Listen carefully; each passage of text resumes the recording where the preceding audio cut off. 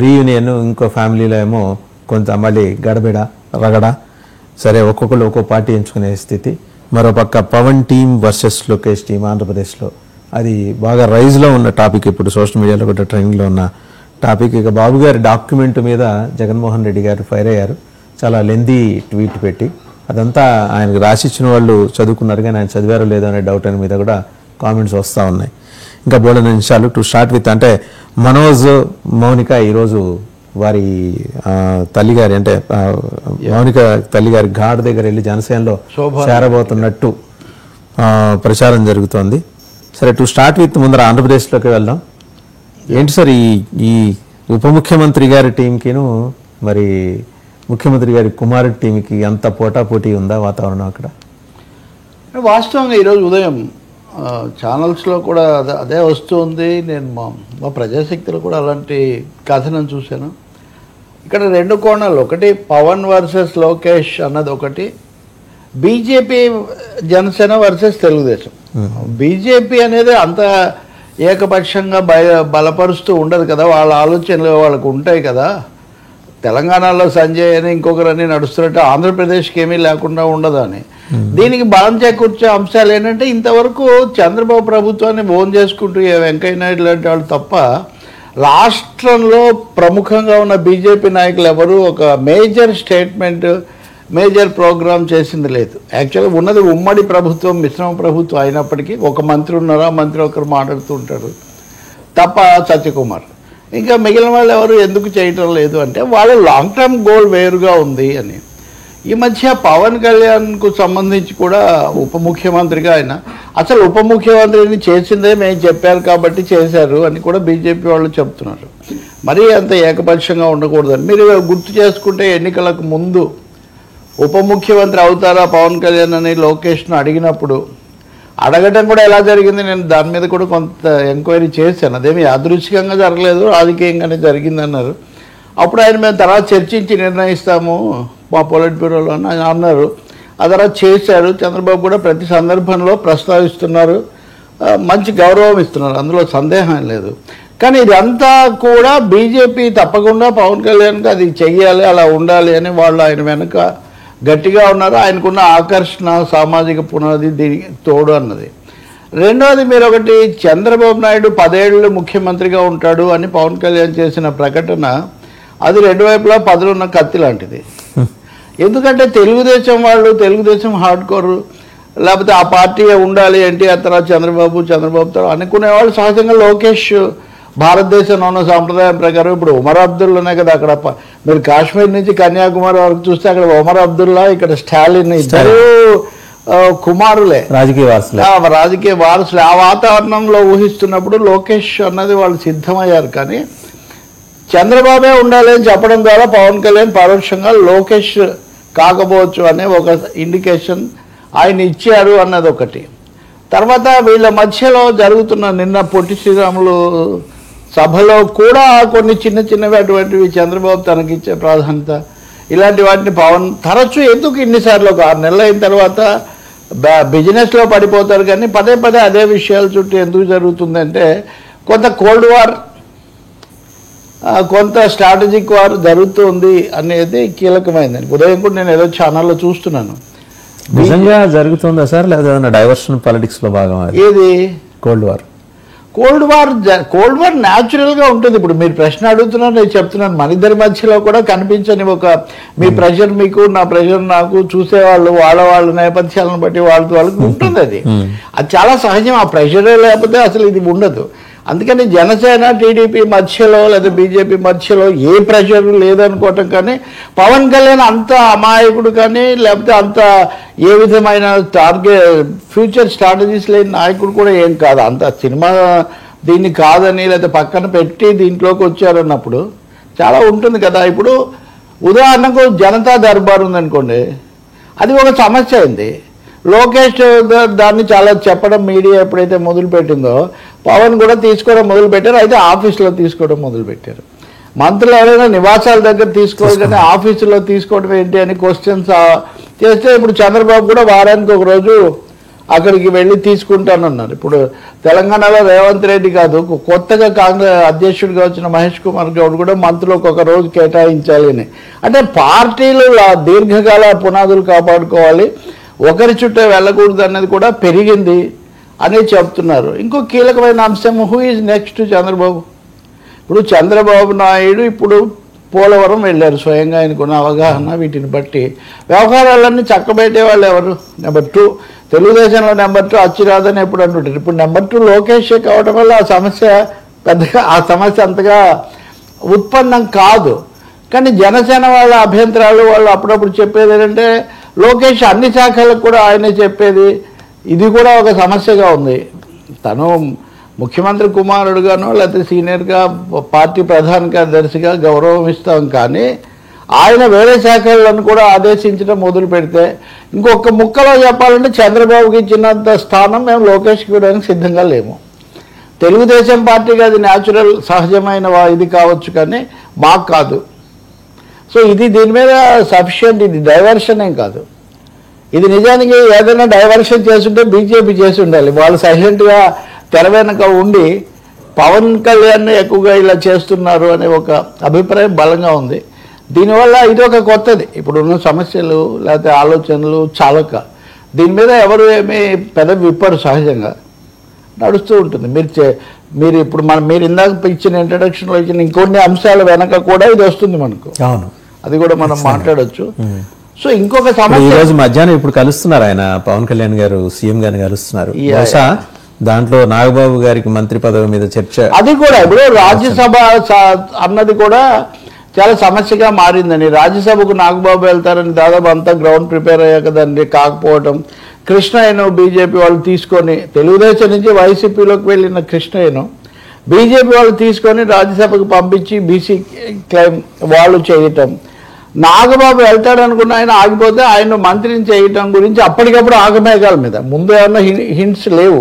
అంటే ఇవన్నీ కనిపించని ఒక ఒత్తిళ్ళు, లోపల సాగుతున్న ఒత్తిళ్ళు, సర్దుబాటు కోసం చంద్రబాబు పడుతున్నటువంటి చేస్తున్న కసరత్తులు అనే అభిప్రాయం అయితే రాజకీయ వర్గాల్లో బలంగా ఉంది. చిన్న సందేహం సార్ ఇక్కడ, అంటే ఇప్పుడు ఆర్ కృష్ణయ్య గారు తెలంగాణకు చెందిన బీసీ నాయకుడు, ఇవాళ ఆయన్ని వైసీపీ తెచ్చుకుందంటే ఏదో జగన్మోహన్ రెడ్డి గారు ఆయన ద్వారా ఏదో అద్భుతంగా లాభపడిపోతాం అనుకుని తెచ్చుకున్నారు, ఫ్యూటైల్ అటెంప్ట్ అది.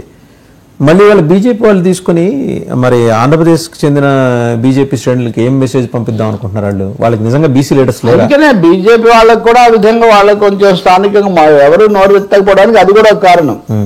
మాకేమంత ఉత్సాహం, మమ్మల్ని మాకేం ప్రాధాన్యత లేదు కదా అనే అభిప్రాయం రావడం ఒకటైతే, మనసంతా తెలంగాణ చెప్పిన దాంట్లో ఇంకోటి ఏంటంటే రాజ్యసభ అనేది పెద్దది కదా, అదేం దాన్ని ఆంధ్ర తెలంగాణ అని చెప్పలేదు, బీసీ కాన్స్టిట్యుయెన్సీ. ఇక్కడ కృష్ణయ్యను బీసీ ప్రతినిధిగా చూడాలి. ఆయన కూడా పదే నేనేం ఒక రాష్ట్రానికి పరిమితం కాదని ఆయన కూడా క్లెయిమ్ చేస్తున్నారు. మీరు మందాకృష్ణ మాదిగా లేకపోతే ఇట్లాంటి వాళ్ళు, లేకపోతే రచయితలు, నటులు, ఇలాంటి వాళ్ళను కొంత చాలామంది కలిసి ఉన్నారు కదా నిన్నటి వరకు.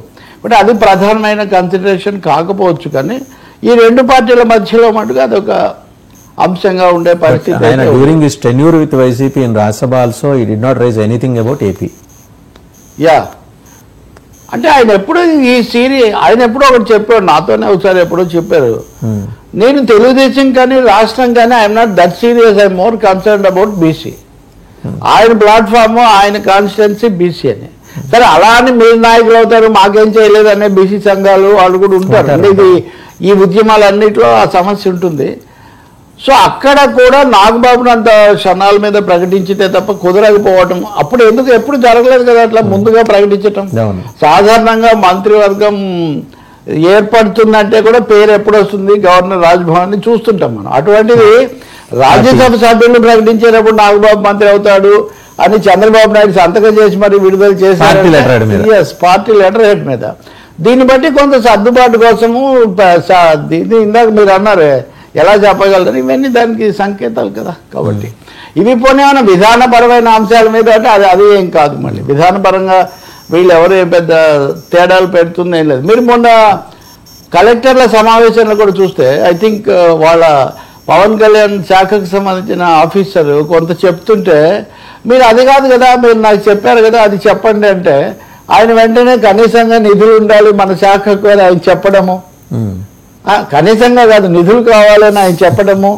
చంద్రబాబు నాయుడు గారు కనీసం మినిమం ఫండ్స్ మేము ఇవ్వగలుగుతాము, అది ఆలోచించవచ్చు, మిగిలిన తర్వాత చర్చిద్దామని చెప్పటం. మీరు కనుక దాన్ని చూస్తే మన మామూలు ఒక ఓపెన్ మీటింగ్స్లో ఆఫీసర్లు కదా ఏ విధంగా చెప్తారో అలాంటి ఒక పరిస్థితి ఆఫీసర్తో చెప్పించారు అనుకోండి అది. సో అలా జరిగింది. కొంతమంది మీరు చంద్రబాబు విసుక్కున్నారు.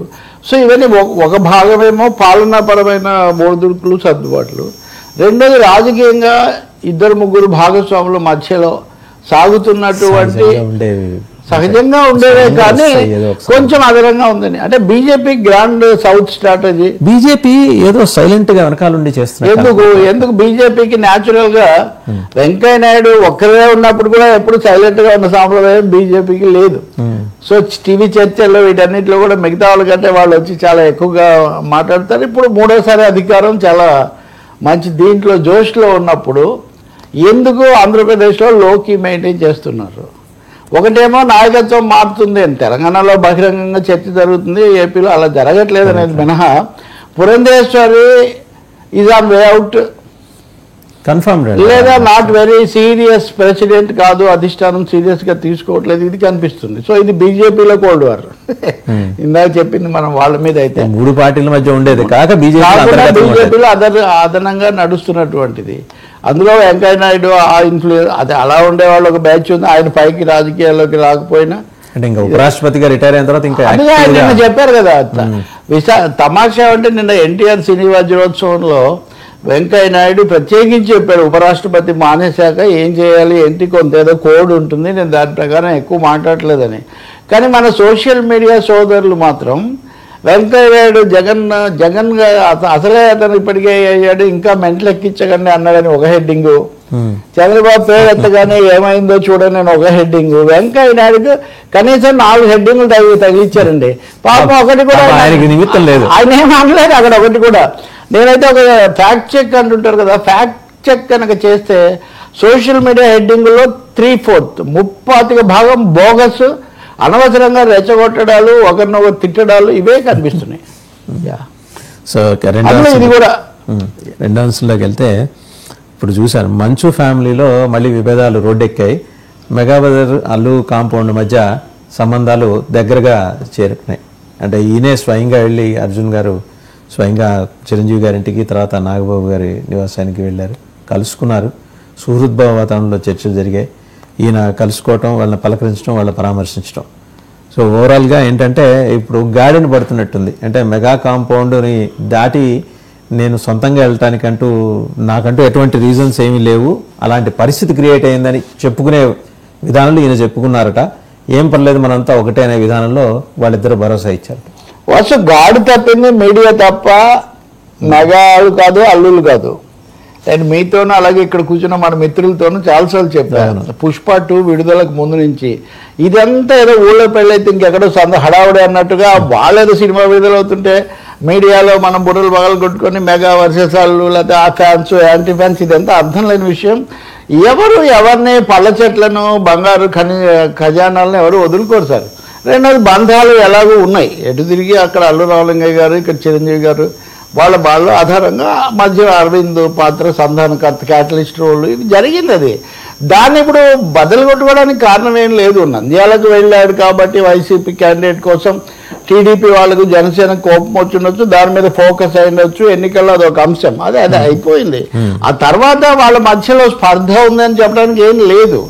ఊహాగానాలు అంటారా, ఒక్క మాట అల్లు అరవింద్ స్పష్టంగా చెప్పాడు, 1990 ఇంటర్వ్యూలో కూడా చెప్పారు, ఇది చిన్న పరిశ్రమ, ఇక్కడ పోటీ ఎక్కువగా ఉంటుంది, ఈ పోటీలో కలిసి ఉంటున్నాయి, ఎవరి ప్రయోజనాలు వాళ్ళు నెరవేర్చుకుంటారు అనేది చెప్పారు ఆయన. అందులో ఏమీ దాపరికం లేదు. కానీ ఓవరాల్ బంధం మీరు వాళ్ళ స్టూడియో ఓపెన్ చేసిన రోజు చిరంజీవి తన పెళ్లి జరిగిన రోజు విషయాలు అవన్నీ చెప్తారు. మీరు ఒకసారి ఆ వీడియో మళ్ళీ చూడండి. ఆ ముందు అర్జున్, సురేఖ గారు, లేదా అరవింద్ అందరూ ఉంటారు. అంటే అలా ఫ్యామిలీ అనేది అలా అల్లుకుపోయిన ఒక వ్యవహారం. నిన్న అంటారా అసలు చిరంజీవి వల్లే బయటకు వచ్చారని కొంతమంది, కాదు ఇంకా చక్రం తిప్పారని, ఇవన్నీ ఏం కాదు, చట్టపరంగా హైకోర్టు ఒక వ్యాఖ్యానం చేసి పంపించింది.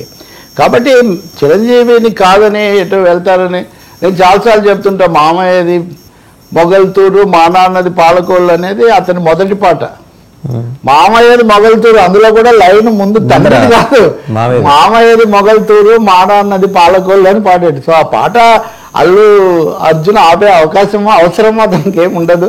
నిన్న దాన్ని కాకపోతే మిగతా వాళ్ళందరూ ఆయన పలకరించడానికి వచ్చారు. సరే సోషల్ మీడియాలో దీని గురించి రకరకాల కామెంట్స్ చేస్తున్నారు. సరే ఇష్టం, ఎవరి ఇష్టం వాళ్ళది, అది వేరే మాట. కానీ తమకు సంబంధించిన వాడు ఎవడో ఇబ్బందుల్లో పడినప్పుడు పలకరించడం అనేది సహజంగా జరుగుతుంది వాళ్ళ దీంట్లో. అక్కడ అది అయిన తర్వాత చిరంజీవి లాంటి వ్యక్తి రారు కాబట్టి ఈయన అక్కడికి వెళ్ళాడు. కానీ మీరు చూడాల్సింది నాగబాబుని కూడా కలవటం. ఆయన పలకరించారు, నాగబాబు పలకరించారు, వాళ్ళ ఇంటికి కూడా వెళ్ళారు. నేను చెప్తుంది నాగబాబు జనసేన నాయకుడు, కాబోయే మంత్రి. చిరంజీవి గారు అంటే ప్రస్తుతానికి ప్రత్యక్ష రాజకీయాల్లో లేరు, పరోక్ష ఆశీర్వాదాల వరకే ఉన్నారు. కాబట్టి నాగబాబుని కూడా కలవడం ద్వారా పవన్ వర్సెస్ బన్నీ అన్న పద్ధతిలో వీరశైవుల్లాగా మాట్లాడిన ఊగిన వాళ్ళకు కనువిప్పు కలగడం చాలా అవసరం. సినిమా పరంగా కానీ, కుటుంబ పరంగా కానీ, రాజకీయ పరంగా వాళ్ళు కలిసే ఉంటారు. చిన్న చిన్న తేడాలు ఉండొచ్చు, అది వేరే విషయం. ఇప్పుడు వీళ్ళ మావయ్య చంద్రశేఖర్ రెడ్డి, ఎందుకు రేవంత్ రెడ్డి అన్నాడు కదా, వాళ్ళ మామ చిరంజీవి మా పార్టీ, వాళ్ళ పిల్లనిచ్చిన మామ చంద్రశేఖర్ రెడ్డి మా పార్టీ. చంద్రశేఖర్ రెడ్డి అయితే ఇప్పటికీ ఉన్నాడు కదా, ఆయన అధికారికంగా ఆయన ఏం ప్రకటించలేదు. కాబట్టి ఆ మాత్రం మెచ్యూరిటీ, పరిణితి సమాజంలో ఉంది. ఏది రాజకీయమో, ఏది సినిమా, ఏది వ్యక్తిగతము, ఏది ప్రచారం కోసం, ప్రమోషన్ కోసం చేసే పని అని చిరంజీవి అంతిమంగా అయినవాడే అందరికీ, అయినా అందడు ఎవరికి పాలుడా గోపాలుడా మా పాలి దేవుడు అని పాట ఉంటుంది, ఏదో ఆపద్బాంధవుల్లో మీనాక్షి శేషాద్రితో. సో ఆ పద్ధతిలో జరిగిన కథగా దీన్ని భావించాలి. అల్లు అర్జున్ మటుకు తన వయస్సు, తన నేపథ్యం, ఈ ఉత్కంఠ, సస్పెన్స్ ఇన్నిటి మధ్యలో అతను జాగ్రత్తగానే ప్రవర్తిస్తున్నాడని మనం చెప్పాలి. అతను ఆ కుటుంబానికి పదే పదే సానుభూతి ప్రకటిస్తున్నారు. అక్కడికి ఎందుకు వెళ్ళలేదంటే నా లీగల్ టీం నన్ను వెళ్ళవద్దని చెప్పింది. ఎందుకంటే కేసును ప్రభావితం చేసే పనులు ఏం చేయకూడదు కదా, కాబట్టి నేను వెళ్ళటం లేదు, అతనికి వాళ్ళతోనే నేను ఉంటానని ఆయన స్పష్టంగా చెప్తూ ఉన్నారు. ఈ విధంగా బంధువులు పెద్దలను గౌరవిస్తూ ఉన్నారు. అంత దేరేన్స్ మ్యాటర్. మీడియా కూడా మరీ కృతజ్ఞతలు చెప్పారు. అంటే చాలామంది మీడియాను అత్యుత్సాహం అది తిట్టిపోతున్న రోజుల్లో అల్లు అర్జున్ పాజిటివ్ నోట్ మీడియాను 1-2 సార్లు వాళ్ళని కలవడం ద్వారా వాళ్ళతో ఇంటరాక్షన్ గౌరవించాడు ఆయన మీడియాను. రెండవది నేను పాజిటివ్గా మీరు అన్నట్టు అందరికీ నేను ధన్యవాదాలు చెప్తున్నాను. ఇంతకంటే నన్ను మాట్లాడించకండి అన్నయ్య, చాలా గౌరవంగా. అంటే మీడియాకు విమర్శ చేయొచ్చు, అది ఎంత గౌరవం ఎలా పాటించాలి. మీరు ఎంత కుచ్చి అడిగినా నేను చెప్పలేను. మిమ్మల్ని అందరినీ ధన్యవాదాలు. ఆయన అన్నట్టు లీగల్ తన వయసుతో పోల్చినప్పుడు పరిణితి మంచి. పరిశ్రమలో ఇప్పుడు బాహుబలి 2 దాటేసింది, ఆ 811 కోట్లు వాళ్ళకి దాటి వచ్చిందని ఇప్పుడు చెప్తున్నారు ఖచ్చితంగా. కాబట్టి ఆ విజయాల్లాగా ఈ విషయాన్ని వినయంలో కూడా కొంచెం జాగ్రత్తగానే ఉన్నాడు. అయితే కొంతమంది అంటారు అదే ఇదే మామూలు అయితే ఎట్లా అవుతుందని. నేను వాళ్ళకి హైకోర్టు చేసిన ఒక వ్యాఖ్యానం గుర్తు చేస్తున్నాను. హైకోర్టు ఏమందంటే, మనుషులకు కొన్ని సమస్యలు లేకపోతే ఇంకోటి వస్తాయి, సినిమా నటుడు కాబట్టి, హీరో కాబట్టి కొన్ని లేకుండా పోతాయా? అవును, అతను ప్రత్యక్షంగా అతని పాత్ర ఏముంది, అతను వెళ్ళాడు చూశాడు ఇదేంది. ప్రత్యక్ష పాత్ర లేనప్పుడు బెయిల్ ఎందుకు ఇవ్వకూడదు అనే ఒక ప్రశ్న. సో నటుడు కాబట్టి మేము అదనంగా కొన్ని పెడతాము, లేదా నటుడు కాబట్టి లేదు, ప్రశ్న కుదరదండి. నటుడైనా ఇంకొక నాయకుడైనా ఎవరైనా కానీ వాళ్ళే. సర్పరాజ్ సినిమాలో ఒక డైలాగ్ ఉంటుంది, మనుషులు తప్పులు చేస్తారు, కళాకారులు కూడా మనుషులే కదా అంటాడు నసీరుద్దీన్ షా. సో కళాకారుతో ఇన్సాన్ హై జరుగుతుంటే ఎలా దిద్దుకోవాలో చూడాలి. అబ్బాయి బాగుపడాలి, అతని ఆరోగ్యం కోలుకోవాలన్నదే మన అందరి కోరికగా ఉండాలి. రెండోది ఇక మంచు కుటుంబంలోకి వస్తే గనక, సో రోజుకో ట్విస్ట్ టర్న్ అక్కడ. నిన్న ఆయన వచ్చి హఠాత్తుగా ఆయన అంతర్ధానం అయిపోయాడు అనుకున్న ఆయన వచ్చేసి రంజిత్ని పలకరించి తమ్ముడు ఎలా ఉన్నావు ఏంటని పరామర్శించి వెళ్ళాడు. ఇవాళ అలా పరామర్శించినందుకు గాను, అది ఇందాక మనం ఈ అల్లు అర్జున్ కాంటెక్స్ట్, అతను జాగ్రత్త పడ్డాడు, మోహన్ బాబు గారు జాగ్రత్త పడలేదు. అది కూడా దాని మీద కూడా క్రమశిక్షణ చర్యలు ఉంటాయట. అలా ఎలా వెళ్తారని అది పక్కన పెడితే, ఆయన కొడుకు కోడలు ఈరోజు ఆలగడ్డ వెళ్ళి జనసేనలో చేరబోతున్నట్టు మరి కాసేపట్లో ప్రకటించబోతున్నారు. భారీ ర్యాలీ ఈరోజు. వారి మౌనిక వాళ్ళ మదర్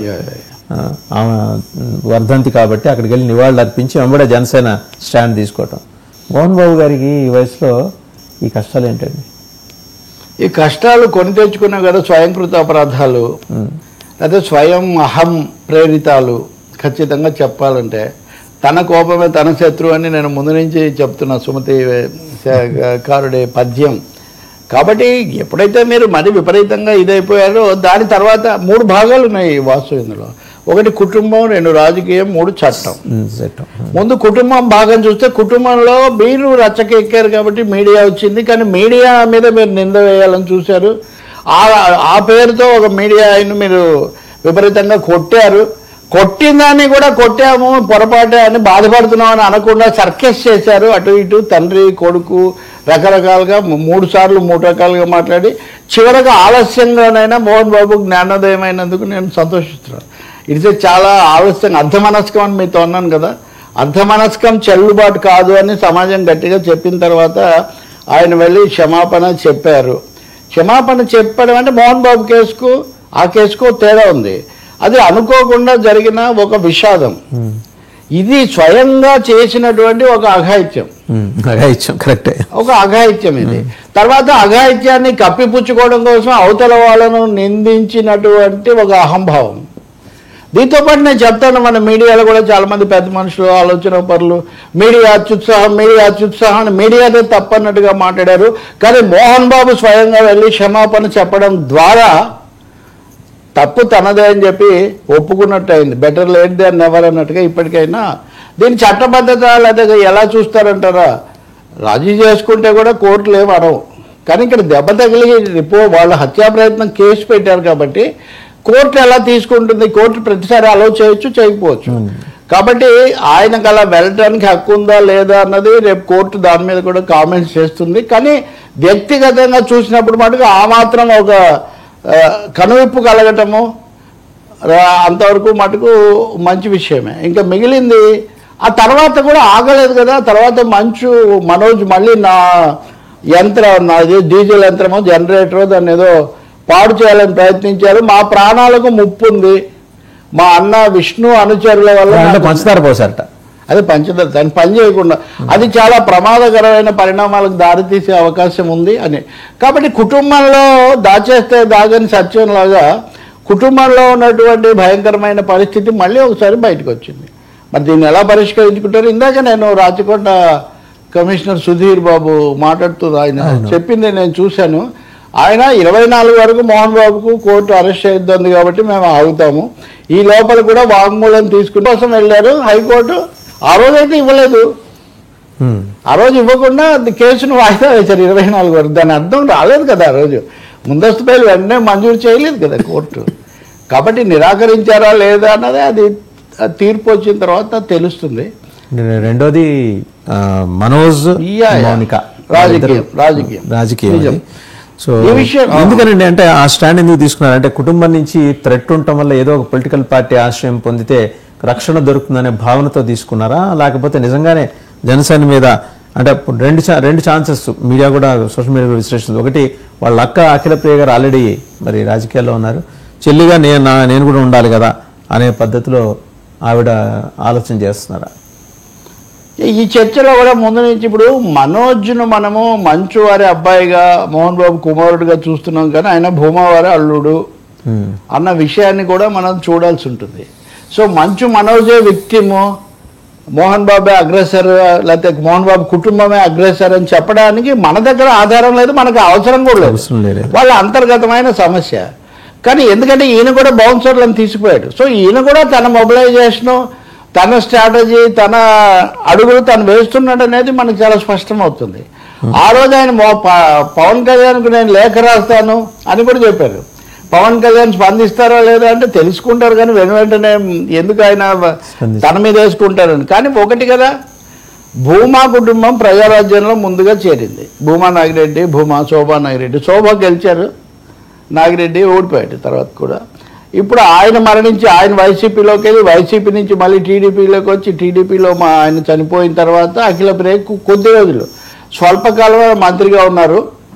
కానీ ఆయన భర్త ఆయన సామాజికంగా జనసేన వర్గాలకు దగ్గరగా ఉంటారు, అఖిలప్రియ భర్త కూడా.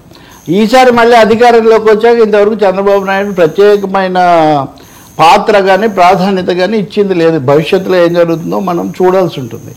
సో ఈ నేపథ్యంలో ఇందాక మీరు చర్చించినట్టుగా కోల్డ్ వార్ ఉందా లేదా మీరు అన్నారు కదా, ఈ ప్రశ్న కూడా అటువంటిదే కదా. అంతే. ఇప్పుడు అక్క ఆ పార్టీలో ఉన్నారు, చెల్లెలు ఈ పార్టీలో ఉండొచ్చు కదా. ఇప్పుడు ఉదాహరణకు చిరంజీవి కాంగ్రెస్లో ఉండగానే పవన్ కళ్యాణ్ జనసేన పార్టీ స్థాపించారు కదా, తర్వాత ఆయన బయటకు వచ్చారు. కానీ అందువల్ల అవకాశం ఉందంటున్నారు. మనోజ్ కూడా తన రక్షణ కోసం కూడా కావచ్చు. రెండవది, ఇంతకుముందే చేరాలని వాళ్ళు అనుకున్నారు, కానీ కొంత కుటుంబము బంధుమిత్రులు చెప్పిన సలహాల మీద కొంత సమయం తీసుకున్నారు. కానీ వాళ్ళకైతే కర్నూలు జిల్లాలో ఈ సామాజిక వర్గం కాపు బలిజ వీళ్ళు కొంచెం సిగ్నిఫికెంట్గా ఉన్నారు. పవన్ కళ్యాణ్ పర్యటనలు కూడా అనంతపూర్ కర్నూలు మీద కేంద్రీకరించడం చూస్తాం. తర్వాత తిరుపతిలో కూడా ఎక్కువగా ఉంటారు కాబట్టి. సో ఇవన్నీ ఉన్నాయి, అలాంటి ఒక పాసిబిలిటీ ఉంది. మీరు ఆస్తి సమస్యలు అన్నప్పుడు కూడా హైదరాబాద్లో చాలాసార్లు రాయలసీమ నుంచి వచ్చారు. కాటసాని రాంభూపాల్ రెడ్డిది కూడా మొన్న చేశారు. అఖిల ప్రియ భూమికి సంబంధించి కూడా కేసీఆర్ ప్రభుత్వం ఉండగా కొన్ని చర్యలు, కేసులు, ఉద్రిక్తత కొన్ని రోజులు నడిచింది. సో ఇప్పుడు వాళ్ళు అటు వెళ్తారు, వెళ్ళే ఆలోచనలో ఉన్నారని మటుకు భావిస్తున్నారు. అయితే అది ఈరోజు ఈరోజు వర్ధంతి, వీళ్ళు కూడా కార్యక్రమాలు ప్రకటించారు, భారీగా జరుగుతుంది. నేను ఇందాకే వస్తూ వెరిఫై చేశాను, ఇప్పటికైతే అటువంటిది ఏం జరగలేదు. అంటే బహుశా చూస్తున్న సమయానికి అయిన తర్వాత ఈరోజు చేస్తారో ఇంకోసారి చేస్తారో ఇండికేట్ సూచనలు అయితే ఇవ్వాలి అని వాళ్ళు భావిస్తున్నట్టు కనిపిస్తుంది. చురుకైన వాళ్ళే, పైగా ఇద్దరు అక్క చెల్లెళ్ళు, ఇంకొక అబ్బాయి కూడా ఉన్నాడు, జగత్ విఖ్యాత్ రెడ్డి సంథింగ్. సో ఏ జరుగుతుందో we have to political equations ఏమన్నా ఇఫ్ ఎట్ ఆల్, ఇది జరిగితే హైపోథెటికల్ క్వశ్చన్, బట్ ఏమన్నా అక్కడ మారే అవకాశం ఉందా కర్నూలులో వరకు, లేదా ఆళ్లగడ్డ నియోజకవర్గం వరకు? లేదు. అంటే ఆళ్లగడ్డ అంటే మామూలు పాపులర్గా మీడియాలో రావటము, రాజకీయాలు, వీటి వల్ల భూమా కుటుంబం అనుకోవటమే, కానీ నిజానికి అక్కడ కూడా బలమైనవి ఉన్నాయి. రెండో జనసేన వాళ్ళు రాయలసీమలో వాళ్ళు పెద్దగా గత ఎన్నికల్లో వాళ్ళకి సీట్లు రావటం కానీ వాళ్ళకి అవకాశం ఇవ్వటం కానీ అంతగా జరగలేదు. సో రాయలసీమలో చోటు సంపాదించడం జనసేనకు చాలా కీలకం. వాళ్ళకున్న సోషల్ బేస్తో నిలదొక్కుకోవాలి అంటే మీరు అందుకే పవన్ కళ్యాణ్ సమావేశం అనంతపూర్లో పెట్టారు మొదట. తిరుపతిలోనే చిరంజీవి గారు గెలిచారు, ఇప్పుడు కూడా వాళ్ళకు ఇచ్చారు. ఇవన్నీ ఉన్నాయి కాబట్టి ఖచ్చితంగా ఫోకస్ ఉంటుంది. వీళ్ళు ఈ పార్టీలో చేరే అవకాశం చాలానే ఉంటుంది. చేరితే ఎలా ఉంటుంది, మళ్ళీ అక్క చెల్లెలు అక్కడొకరు ఇక్కడొకరు,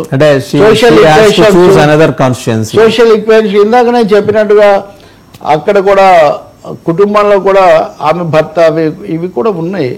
ఇవన్నీ ఎలా తయారవుతాయి అన్నది ఈరోజు వాళ్ళు ఏమైనా చేస్తారా లేదా అన్నదాని మీద మనం ఆధారపడి ఉంటుంది. బట్ రాజకీయ ఈక్వేషన్స్ మారుతాయి. డెఫినెట్గా జనసేన సొంత పునాది ఏర్పాటు చేసుకోవడానికి ప్రయత్నిస్తుంది కదా. రైట్. కర్నూలు అంటే వీళ్ళ చేరికతోటి జనసేన తన ప్లాట్ఫామ్ ఒకటి రెడీ చేస్తుంది. కొంత డెఫినెట్గా ఇప్పటికే లైమ్ లైట్ లో ఉన్న మనుషులు బలమైన కుటుంబం కదా, ఎంతైనా సంఘటితంగా ఉన్న క్యాడర్ ని ఒక దగ్గరికి చేర్చే కార్యక్రమం అయితే ఉంది. ఎందుకు నాకు అంతకుముందు అక్కడ అది ఉన్నటువంటి తెలుగుదేశం నాయకుడు అనుకుంటా, మాకు టికెట్ వస్తుందో లేదా అని ఫోన్ చేశారు, కానీ అక్కడేమి జరగదులే ఈసారికి అయితే బొమ్మ, కానీ ఇట్లాంటివి ఉండేవి కొన్ని. కాబట్టి ఆ సమస్య, ఆ పరిస్థితి ఉంది. ఒక realignment of political parties, social groups జరుగుతుంది. మనోజ్ గురించి ఇప్పటివరకు ఆయన కుటుంబంలో మెతగ్గా ఉన్నాడు, అంతే కదా.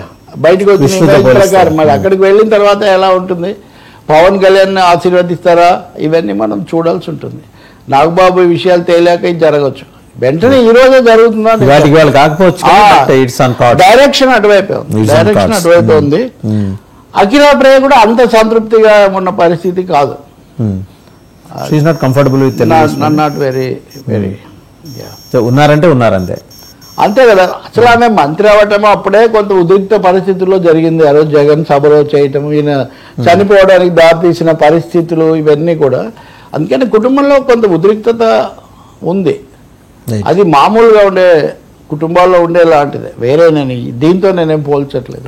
మనకు అనవసరం కూడా ఇంకా అంతకుమించి కుటుంబాలు. జగన్మోహన్ రెడ్డి గారు ఒక 2-3 పేజీలు ట్వీట్ చేశారు చూసారా, విజన్ డాక్యుమెంట్ మీద 2047. దానికి తోడు ఇంకోటి ఏంటంటే విస్తారంగా ప్రచారంలో ఉన్న కథను ఆయన సంబంధించి 125 పిటిషన్లు ఉన్నాయి, డిశ్చార్జ్ పిటిషన్లు ఆర్ వేరియస్ పిటిషన్స్. ఇవన్నీ కూడా ఆయన మీద యాక్షన్ తీసుకోకుండా అడ్డుపడుతున్నాయనే ఒక వాదన న్యాయ నిపుణుల నుంచి వస్తుంది. ఈ 2 అంశాలు మొదటిదేమో నేను విజన్ 2047 అన్నదాన్ని జగన్ గురించి మీరు చెప్తున్నారు. తప్పనిసరిగా సందర్భం వచ్చింది కాబట్టి నేను ప్రస్తావిస్తున్నాను. నిన్న ఆంధ్రజ్యోతి రాధాకృష్ణ గారు కూడా రాశారు, ఇప్పుడు 2047 గురించి కాదు, ఇప్పుడు మీరు ఏం చేస్తారు, ఇప్పుడు కొన్ని ఫిర్యాదులు సంతృప్తి వీటి చేయడానికి ఏం చేస్తారు అనేది. అది ఆల్రెడీ ఇంతకుముందు ఇచ్చేసారు కానీ 2020కి సంబంధించి ఇచ్చారు, 2029కి ఇచ్చేసారుగా చంద్రబాబు గారు. 2029కి ఒక విజన్ ఇచ్చేశారు. ఇప్పుడు ఆయన మాట్లాడుతుంది 2047. నేను చెప్తున్నా అదే 2047 గురించి ఇప్పుడు జనం సీరియస్ గా తీసుకోరు.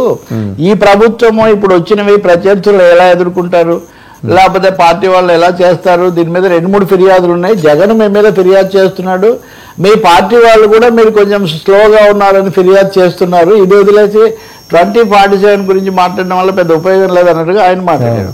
మీరు జగన్ కోట్ చేశారు, కానీ నేను లెఫ్టిస్ట్ వ్యూ పాయింట్ కూడా చెప్తాను. ఇప్పుడు 2020 అన్నది నన్ను అందరూ ఎగతాళి చేశారు, తర్వాత చాలా జరిగింది, దానివల్లనే నేను ఓడిపోయానని చంద్రబాబు మొన్న కలెక్టర్ల సమావేశంలో అన్నారు. సో క్లియర్గా ఆయన చెప్పిన దాని ఉద్దేశం ఏంటంటే 2020 was rejected by people of AP twice. 2004లో ఓడించడమే కాదు, రాజశేఖర రెడ్డి పాలన 2009లో కూడా ఓడించారు దాన్ని, చంద్రబాబుని గెలిపించలేదు. బీజేపీ పవన్ కళ్యాణ్ కలవకపోతే 14లో ఏం జరిగి ఉండేది అనేది కూడా ఇప్పుడు మనం ఊహించలేము. మరి చంద్రబాబు నాయుడు 2020ని సక్సెస్ స్టోరీగానే ఇప్పటికి ఎలా చూస్తున్నాడు నాకు నిజంగా తెలియదు. ఈ 2047 గురించి ఆయన మోడీకి కూడా చెప్పారు, దాంట్లో చాలా ఉండొచ్చు, అవి పైస్ ఐడియల్స్ లాగానో డ్రీమ్స్ లాగా ఉంటాయేమో, కానీ ఇప్పుడు తక్షణ ప్రాధాన్యత. రెండోది కార్పొరేట్ పీపీపీ ప్రభుత్వాలు, పిప్పి ప్రభుత్వాన్ని మా వైవి సరదాగా అంటున్నాడు. అంటే ఇదివరకే పీపీ ఉంది, పబ్లిక్ ప్రైవేట్ అని, దీనికి మళ్ళీ పీపుల్స్ పార్ట్నర్షిప్ అన్నారు, అది 4 పీలు. సో ఈ పిప్పి మోడలేనా 2047కు అన్నది ఒక ప్రశ్న. దాన్ని మార్చకుండా, నమూనాను ఏమీ మార్చకుండా ఆ పరిధిలో అప్పుడు విఫలమైన 2 సార్లు దాన్నే ఆయన ఎందుకున్నారు. అమరావతి కూడా అంతే. నేను ఉదాహరణకు ఆంధ్రజ్యోతిలో గమనంలో ఆ రోజు రాశా, ఏపీ క్యాపిటల్ అట్ పీపీ అని, ఈ మోడల్ అని. అది నిజంగా జరగలేదు, ఇతర విషయాలు పక్కన పెట్టి. ఇప్పుడు మళ్ళీ అదే మోడల్ పట్టుకుంటామా లేదా చంద్రబాబు నాయుడు లోతుగా ఆలోచించుకోవాల్సిన అంశం తప్ప దాని మీద ఇంకా గొప్పగా చెప్పేవాళ్ళు అబ్బో అనేవాళ్ళని నేనేమి పవన్. జగన్ విషయానికి వస్తే జగన్ ఎంతసేపటికి తను చేసినవి తనని కూడా తిరస్కరించారు కదా ప్రజలు. ఒకవేళ మీకు 40% ఓట్లు వచ్చాయనుకున్నా వాళ్ళకి మీకంటే ఎక్కువ వచ్చాయి కదా.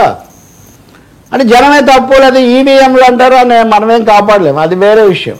కాబట్టి మీరు విధానాల పరంగా మీరేమైనా తేడాగా ఉందా, మీరేమైనా వ్యతిరేకిస్తున్నారా ఈ పీపీపీ మోడల్? ఏం కాదే, మీరు అదే. ఇప్పుడు 2 సమస్యలు వచ్చాయి, అదాని ఒప్పందం వచ్చింది, ఇద్దరు ఒకటే. జమిలీ ఎన్నికలు వచ్చాయి, ఇద్దరు ఒకటే, అంతే కదా. ఇద్దరు మద్దతే, వైసీపీ ఏం వ్యతిరేకి, బీఆర్ఎస్ కూడా మద్దతే. ఆ మాటకు వస్తే 3 ప్రాంతీయ పార్టీలు జమిలీ అనేదాన్ని బలపరుస్తున్నాయి. అయితే చంద్రబాబు ఆశిస్తున్నారు ఇప్పుడు రావు, 2029 తర్వాతే ఇది వర్తిస్తుందని. ఆయన అంత నమ్మకం ఏంటో మోడీ మీద నాకు తెలియదు. అమిత్ షా కూడా అంత నమ్మరు మోదీని. చంద్రబాబు నమ్ముతున్నారా, నమ్మినట్టు మాట్లాడుతున్నారు నాకు తెలియదు. అంతే కనపడుతుండొచ్చు, నమ్మినట్టు కనిపిస్తున్నారు, అంతేగాని ఆయనకు ఇవన్నీ కూడా తెలుసు. నేను చెప్పేది ఒకటే, నిజంగా ఇంత పెద్ద ట్వీట్ చేశాక నిజంగా జగన్ అన్ని చూసారా, ఇలాంటి కామెంట్స్ కూడా కొన్ని వస్తున్నాయి. ఊరికినే ఏకరువు పెట్టి మాదే బ్రహ్మాండం ఇదంతా వైఫల్యం అంటే అది కూడా ఎంతకాలం అన్నది జగన్ కూడా ఆలోచించాలి. ఈ ప్రభుత్వ తప్పులు ఇప్పటి అవసరాలను ప్రశ్నించడం వేరు, ఎంతసేపటికి గతకాలం మేలు వచ్చు కాలం కంటే గత పాలన మేలు అన్నట్టుగా గత అద్భుతం. వాళ్ళ పార్టీ క్యాడర్స్ కి, లీడర్స్ కి, కార్యకర్తలకి, ప్రజలకి ఒకటే చెప్తున్నారు, 4.5 ఏళ్ళు కళ్ళు మూసుకోండి, అలా అయిపోతుంది, నెక్స్ట్ మనం వచ్చేస్తాం. ఎవరు కళ్ళు మూసుకోలేదు, కళ్ళు తెరిచి వేరే పార్టీలోకి పోతున్నారు కదా. అవంతి శ్రీనివాస్ పోయాడు, ఈరోజు జోగి రమేష్ వార్తలు వస్తున్నాయి, జోగి రమేష్ గౌతులు వచ్చిన దాంట్లో పాల్గొన్నాడని. ముందు ఈయన కళ్ళు తెరవాల్సింది జగన్. నిజానికి పార్టీలో వాళ్ళు ప్రజలు కూడా కళ్ళు తెరిచే ఉన్నారు.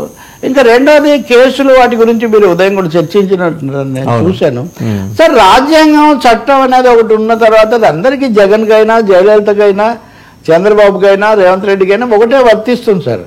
ఇప్పుడు నిన్న ఏం చేశాడు రామ్ గోపాల్ వర్మ, రేవంత్ రెడ్డికి అల్లు అర్జున్ అరెస్ట్కు కామన్ ఒకటే, ఇద్దరిని బెడ్రూమ్లో అరెస్ట్ చేశారు అని. అది పెద్ద జీనియస్ ఏం కాదు, ఎవరైనా పట్టుకోవాలంటే పొద్దున్నే నిద్ర బెడ్రూమ్లో ఉంటారు కాబట్టి పోలీసులు సహజంగా అక్కడికి పోతారు. అది సహజంగా దొరికేది లేదా ఉండేది. సహజంగా ఎవరైనా ఉదయాన్నే ఇంకా నిద్ర లేవకముందే మీరు వెళ్తే మీరు ఎక్కడ నిద్రపోయారో అక్కడికి పోవాలి, అంతే కదా. లేదు జిమ్కు పోతారని తెలిస్తే జిమ్కు పోతారు, అది వేరే విషయం.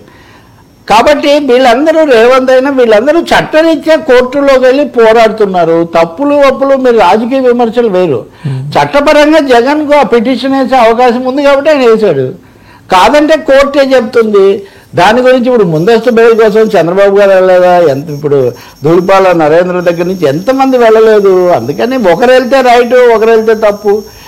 మీరెవరండి నిర్ణయించడానికి? న్యాయమూర్తిగా నేనున్నప్పుడు న్యాయస్థానం నాదైనప్పుడు అని జస్టిస్ చౌదరి పాడతాడే. న్యాయమూర్తులుగా మనం లేము, న్యాయస్థానాలు మనది కాదు. వాటిని చేయనివ్వండి, జగన్ చేయని. జగన్ ఒక 16 నెలలు అయితే బహుశా దేశంలో ఏ రాజకీయ నాయకుడి కంటే ఎక్కువ రోజులు జైల్లో ఉండొచ్చాడు కదా, అండర్ ట్రయల్ ప్రిజనర్గా. కాబట్టి he had his initial travels ఎదుర్కొన్నాడు ఆయన ట్రామా చూశాడు ఆయన. కాబట్టి అప్పుడు ఎలా జరిగింది కూడా ఆ డాక్యుమెంట్ మనం ఇంకోసారి వేసుకోవచ్చు. కాబట్టి ఆయనకు అది ఉంది, జరుగుతుంది. అయినా మనం కూడా కొంచెం ఆబ్జర్వ్ చేసుకోవాలి కదా. ఇంకో నెలలో తేలిపోతుంది, 2 నెలల్లో జైలుకి వెళ్ళిపోతాడని ఎన్నిసార్లు హెడ్డింగ్లు పెట్టావు, ఎందుకు వెళ్ళలేదు? అసలు మనం 5 ఏళ్ళు పాలించినా కానీ ఎందుకు ఆయన బోన్లో ఎందుకు ఆయన మీద స్పెసిఫిక్గా చేయలేకపోయాం? కొంచెం ఆత్మవిమర్శ చేసుకోరా, ఎక్కడ తప్పు ఉంది లేదా ఎక్కడ లోపం ఉంది అని. అలాగే జగన్ చంద్రబాబుని అరెస్ట్ చేశారు, ఆయన జైల్లోనే పెట్టగలిగాడా? ఆయన రాజమండ్రిలో ఆ 56 రోజుల్లోనే తను తీర్చుకున్నాడు, కానీ బయటికి రాకుండా. రైట్లీ పాయింటెడ్ అవుట్ సార్, రాజ్యాంగం కల్పించిన హక్కు.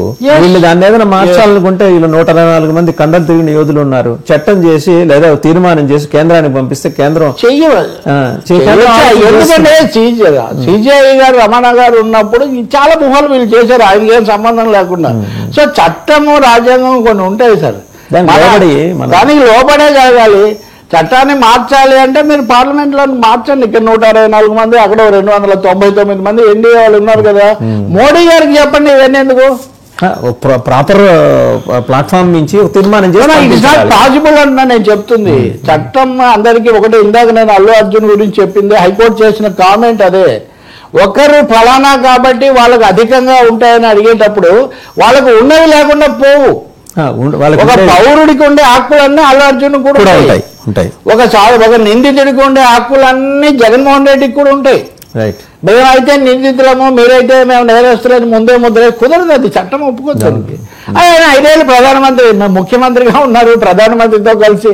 నిన్న అదే అడుగుతున్నాడు ఎవరో ఒక ఆయన, జగన్ టీటీడీలో సంతకం చేశాడంటే మోడీ గారితోనే పోయాడు కదా ఉదాహరణకు. ఇంక అప్పుడే చెప్పుంటే మోడీ లేదు జగన్ వచ్చేసారి నుంచి నేను తప్పకుండా సంతకం చేయని చెప్పుండేవాడు కదా. సోనియా గాంధీ గారు వెళ్ళారు కదా యూపీఏ చైర్పర్సన్గా. సో మన అవసరాల కొద్దీ చిన్న చిన్న సమస్యలు పెద్దవి చేస్తాయంటే కుదరదు. మీరు ఫిక్స్ చేయండి, 6 నెలలు అయింది కదా జగన్ ప్రభుత్వంలో జరిగిన వాటిని కొన్నింటిని ఫిక్స్ చేసి చర్య తీసుకోండి. అందరూ అది చేయలేదనే కదా ఇందాక నేను చెప్పిన ఆ పత్రికాధిపతి రాస్తుంది కూడా అదే. ఫిక్స్ చేయండి, ఫిక్స్ చేయడానికి కావాల్సిన ఆధారాలు చూపించండి. మీరు ఆ పాయింట్కి వచ్చారు, సంథింగ్ అస్టానిషింగ్. అనుకూలమైన మీడియా కూడా ఎందుకు ఇలాంటి ప్రశ్నలు ఇస్తారు? నేను మీడియా మీద కామెంట్ చేయను సార్, ఎందుకంటే మీడియా వాళ్ళు అనుకూలించడానికి, వ్యతిరేకించడానికి, అనుకూలంగా ఉండి విమర్శలు చేయడానికి, విమర్శిస్తూ కూడా అనుకూలించడానికి వాటి yes they have reasons and they got their right. నువ్వు అది మెచ్చుకున్నావు కాబట్టి ఇది కూడా మెచ్చుకోవాలి అనేది ఏం లేదు. అసలు తప్పది. ప్రతి విషయంలో మెచ్చుకోవడం ఏంటండి? తల్లిదండ్రులు పిల్లలు ప్రేమిస్తారు, దాని అర్థం మంచి చెడ్డ ఏం చెప్పరా? మీరు ప్రేమిస్తూనే ఉండాలి, మీరు కుదరదు కదా. అది రాంగ్ అండి. ఇవన్నీ తెలుగు మీడియాలో, తెలుగు పాలిటిక్స్లో వచ్చిన రాంగ్ డైరెక్షన్స్. ఒక మాట మాట్లాడగానే ఫలానా ముద్ర వేయటం అవన్నీ కాదు. రైట్. ఇక జమిలీ ఏంటి సార్, వెనక్కి పోయినట్టేనా, అలానే అనుకోవాలా? జమిలీ అనేది వెనక్కు పోదు అని చెప్తున్నారు. కాకపోతే ఈరోజు రాజ్యాంగం మీద చర్చ కాబట్టి వీకెండ్కు, వారాంతానికి పోస్ట్ పోన్ చేశారు అని. రెండవది, చంద్రబాబు నాయుడు జమిలీ వచ్చినా 2029లో ఎన్నికలు అంటున్నాడు. జగన్మోహన్ రెడ్డి లేదా నిన్న విజయసాయి రెడ్డి 2027 ఎన్నికలని డైరెక్ట్గా చెప్పేస్తున్నాడు. ఎవరు? విజయసాయి రెడ్డి. ఆయనకు తెలిసినట్టు 2027 ఎన్నికల్లో మేము మళ్ళీ వస్తున్నామని. అసలు విజయసాయి రెడ్డికి ఎవరు చెప్పారు 2027లో ఎన్నికలు? మోడీ కదా ఆయన. బ్రేక్ఫాస్ట్ లేదు, అసలు మొత్తం బ్రేక్ వచ్చినట్టుగా ఉంది ఫాస్ట్లో. అదేం లేదు. కానీ ఇక్కడ సమస్య ఏమంటే ఈరోజు బిల్లు పెడతారనుకున్నారు, కానీ రాజ్యసభలో ఈరోజు చర్చ జరుగుతుంది కాబట్టి రాజ్యాంగం మీద దాన్ని వీకెండ్కు వాయిదా వేశారంటున్నారు. కానీ ఏం పెట్టినా అందులో మటుకు 2029 తర్వాతే ఇది అమలుకు వస్తుందని, 2034కు వర్తిస్తుందని అందులో ఉంది. ఇప్పుడు తయారు చేసిన ముసాయిదాలో ఆ విషయం ఉంది అంటున్నారు. అది వాళ్ళు అక్కడ ఓపెన్ చేసి చెప్పినప్పుడు కానీ మనకు అర్థం కాదు. కాకపోతే ఏపీలో తెలంగాణలో కూడా అటు వైసీపీ ఇటు బీఆర్ఎస్ కూడా ఏదో జమీలు వచ్చేస్తాయి, 2027లోనే ఎన్నికలు వస్తాయి అని ఆశలు పెట్టుకోవడం మటుకు కొంచెం ఆశ్చర్యం. అదే వైసీపీ వాళ్ళైతే జమిలీ వస్తుంది, జగన్ వస్తాడని కొటేషన్ కూడా రెడీ చేసుకుని, అందుకనే వాళ్ళు నిరాశపడాల్సి రావచ్చు. మళ్ళీ ఇప్పటికి వచ్చిన నిరాశ చాలక లేనిపోయిన ఆశలు. జగన్ జైలుకు పోతాడని తెలుగుదేశం వాళ్ళు, జమిలి వచ్చి జగన్ మళ్ళీ ముఖ్యమంత్రి అవుతాడని వైసీపీ వాళ్ళు, ఇవన్నీ కట్టు కథలు, పగటి కళలు తప్ప ఇవేవి వాటికి అవకాశాలు ఏం కాదు. వైసీపీ నిరాశ పడకపోవచ్చు. వాళ్ళ నాయకుడు చెప్పాడు కళ్ళు మూసుకుని ఉండండి, అలాగే దాటేస్తాం మళ్ళీ మనం. సార్ కళ్ళు మన నాయకులే కళ్ళు మూసుకోలేదు, ఎవరు ఏం మూసుకోరు సార్. ప్రజల కళ్ళు ఎప్పుడు తెరిచే ఉంటారు సార్. అందుకనే కదా పెద్ద పెద్ద వాళ్ళని ఓడిస్తారు, గెలిపిస్తారు. మౌనమైన భాష ఓ మోగ మనస అని పైకి మాట్లాడరు ప్రజలు. తీర్పు చెప్పాల్సినప్పుడు తప్పకుండా చెప్తారు. సరే, coming to sir Hydra issue వచ్చేప్పటికి జానారెడ్డి గారి ఈ రోడ్ ఎక్స్పాన్షన్లో భాగంగా కేబీఆర్ పార్క్ చుట్టూ జానారెడ్డి గారు ఒక 700 గజాలు స్థలం కోల్పోవటం, బాలయ్యబాబు గారి ఇంటి దగ్గర కూడా ఎంతో కొంత మేరకు ఆయన హ్యాస్ టు ఫోర్గో అని ఆల్రెడీ మార్కింగ్ చేసి పెట్టారట. దీని అన్ని తోడు బన్నీ గారి మామగారి ఇల్లు కూడా కొట్టేస్తారు, అక్కడే ఉంటుంది, నియర్ బై ఉంటుంది, అది కూడా కొట్టేస్తారని. సార్ దాన్ని మార్క్ ఆఫ్ డెమోక్రసీగా చూడాలి సార్ మనం. Mark of law. అది తేడా చూపించకూడదు, వివక్ష విద్వేషం చూపించకూడదు, వ్యతిరేకత అని మనం చెప్పగలం తప్ప అక్కడ రోడ్డు ఎక్స్పాండ్ చేయడం అనేది చాలా ముఖ్యం సార్. నేను చెప్తాను మీకు, రాష్ట్ర విభజన ఇంకా జరగక ముందు సంగతి చెప్తున్నా. ఒకరోజు నేను 7:30కు 7:15 డిబేట్ కోసం బయలుదేరాను. 6:30 ఆ ప్రాంతాల్లో నేను అగ్రసేన్ స్టాచ్యూ దగ్గరికి వచ్చాను. అక్కడి నుంచి నేను ఫిలిం నగర్ చేరుకోవడం లోపల 10:45 వరకు నేను రోడ్డు మీద ఉన్నాను సార్. స్టాండర్డ్ రోడ్ 10:45 వరకు. ఇంకా అప్పటికి నేను మళ్ళీ కాస్త వెసులుబాటు వచ్చేసరికి స్టూడియోలో ఎవరు లేరు, ఇంకేం లేదు. అంటే ఆ రోడ్డుకు కొంచెం ఆ విధమైన చాలా తరచు పైగా ఆసుపత్రులు కూడా కొంచెం ఎక్కువగా అక్కడే ఉన్నాయి.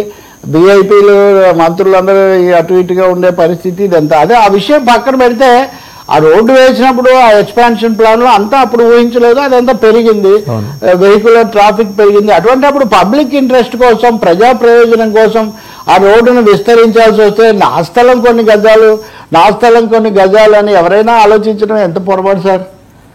మనం నాయకులుగా వేదిక మీద ఏమో చాలా చెప్తాము, సినిమా హీరోలు డైలాగులు చెప్తాము, కానీ మన ఇంటి ముందు అంటే నా అవసరం అడుగు పోకూడదు.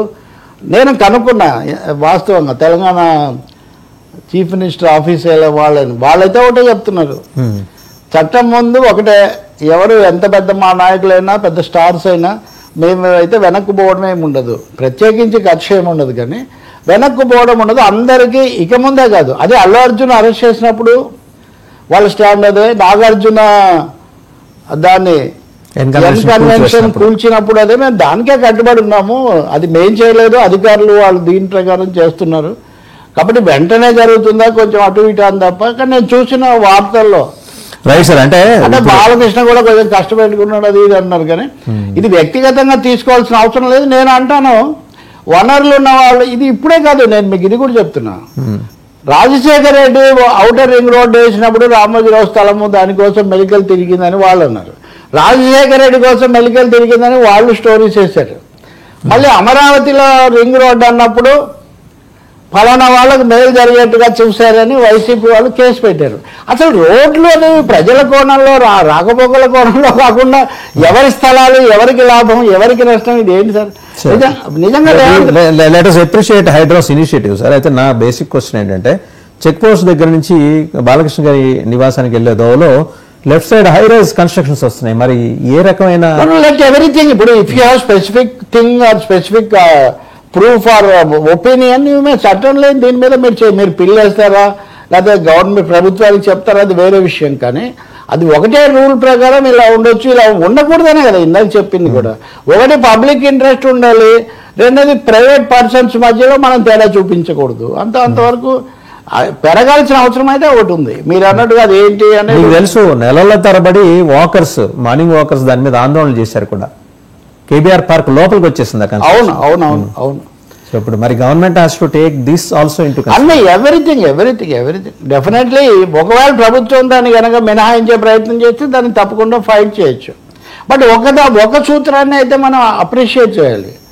పొడుగు చేతిలో పందేరు అని పెద్దవాళ్ళని అయితే వదిలేయాలి అనేది ఉండకూడదు. ఇందాక మనం చెప్పింది అదే కదా. So law is equal. నేను ఇంకొకటి చెప్పేది ఏంటంటే, ఎందుకైతే బంజారా హిల్స్లో జూబ్లీ హిల్స్లో ఇంత భారీ రేట్లు వస్తాయని అప్పుడు వీళ్ళెవరు ఊహించలేదు, బాగానే వచ్చాయి. సో పబ్లిక్ ఇంట్రెస్ట్ కోసం ఎంతో కొంత వదులుకుందాం ఐచ్ఛికంగా. ఒక్కరైనా ప్రకటన చేశారు సార్ నేను సిద్ధంగా ఉన్నాను మీరు తీసుకొని వేసేయండి అని. అంత లేని వాళ్ళే సార్ వీళ్ళందరూ. సో బాలకృష్ణ వర్సెస్ రేవంత్ రెడ్డి అన్నట్టుగా మీడియాలో స్టోరీస్. ముఖ్యమంత్రి గారి తమ్ముడు అయితే ఆయన ముందుకు వచ్చాడు కదా, వాళ్ళు ఇచ్చిన నోటీసుల ప్రకారం నేను చెప్తుంది అదే. అందుకనే ఇది మళ్ళీ నేను పర్సనల్ గా తీసుకుంటే మళ్ళీ మన రేవంత్ రెడ్డి కేటీఆర్ లేకపోతే బాలకృష్ణ అది అవసరం లేదు. కానీ let them set an example. కొంతమంది ఎగ్జాంపుల్ చేస్తే మనం అప్పుడు ఇదిగో వాసుదేవ్ చేశాడు మీరు ఎందుకు లేదని మనం అడగొచ్చు. ఏం జరుగుతుందో మనం చూద్దాం. కానీ నాకు తెలిసినంతలో అది ఒక సమయం తీసుకునేట్టుకుంది. ఒక వారం 10 రోజులు అయితే జానారెడ్డి ఉన్నాడు, చాలా సీనియర్ కదా, చాలా మంది చీఫ్ మినిస్టర్ క్యాండిడేట్ గా మెటీరియల్ గా భావించినటువంటి మనిషి కదా. మరి ఇలాంటప్పుడు కూడా కొంచెం ఆదర్శంగా ఉంటే మిగతా వాళ్ళకు కూడా మార్గం చూపించినట్టు అవుతుంది.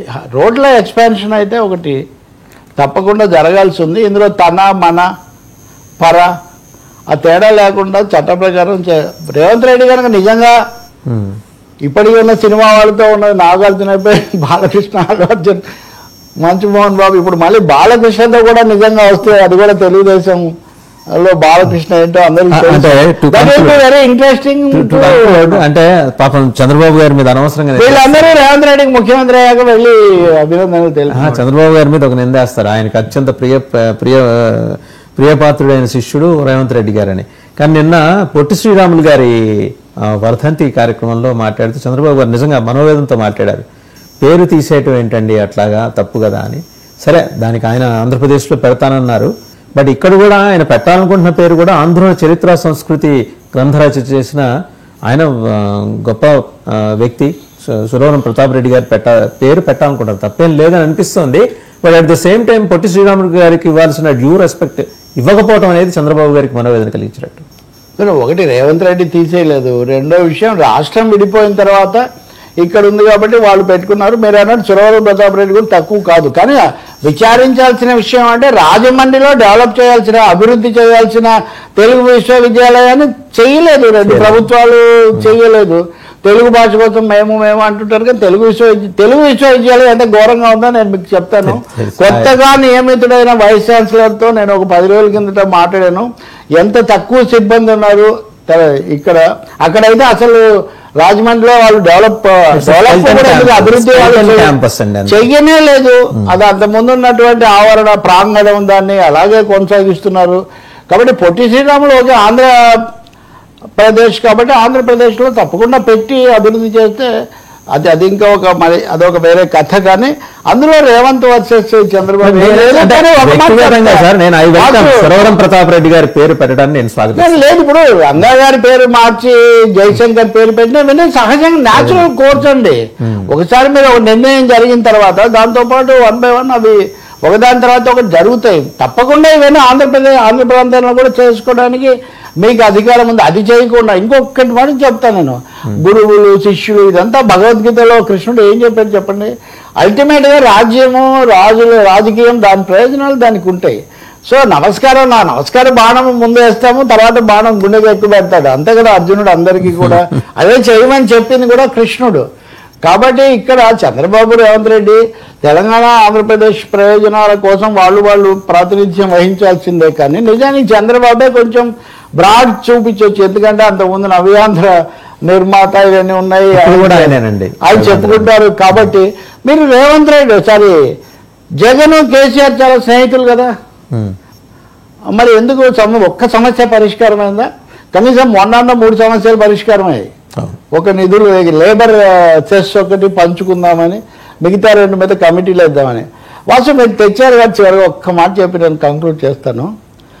హైదరాబాద్లో ఉన్నటువంటి ఆర్క్యూస్, ఆంధ్రప్రదేశ్ ఆర్క్యూస్, తెలుగు వాళ్ళ పురాపత్ర భండాగారం చాలా శిథిలావస్థలో ఉంది.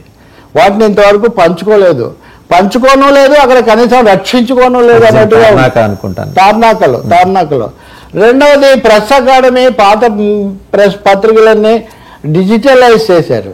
ఇది AP press academy, Telangana press academy మధ్యలో వాటిని సీజ్ చేశారు. ఇప్పుడు మీరు నొక్కితే రాదు. అదేదో మనం నర్తనశాలలో కథ చూసినట్టుగా బిడ్డ వాళ్ళకి చెందాలో వీళ్ళకి ఎవరికి చెందట్లేదు ఇక్కడ.